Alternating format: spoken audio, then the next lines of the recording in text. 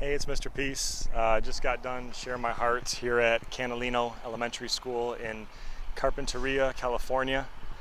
Um, Beautiful day outside, obviously, with the weather, but inside too in all of our hearts. The main focus today was on bullying, but looking at somebody's heart first and foremost, that you treat them like you treat your best friend. You see them as human beings before anything else, just like the shirt says, the one race human.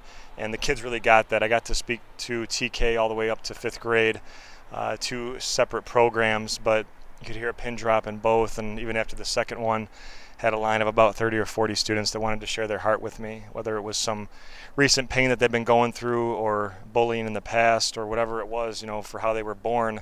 That's something that they really couldn't change. And so the whole idea was that their true friends, their best friends, would always see them for what's on the inside and respect them as true miracles, like we talked about, the M etched on all of our palms, M for miracle, upside down W for worthy, that we see everybody around us as miracles. But we have to first and foremost believe that too, because some of the students that I shared that to, I mean, it's one thing that your friends encourage you, but then at the end of the day, you have to buy into that yourself and know your worth and know your value, that you're so important and this world totally needs you.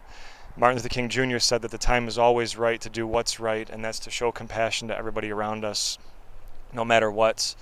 No matter their skin color, no matter their background, no matter whether they learn differently or hear differently, see differently, talk differently, walk differently, we still show that same type of empathy, love, and respect.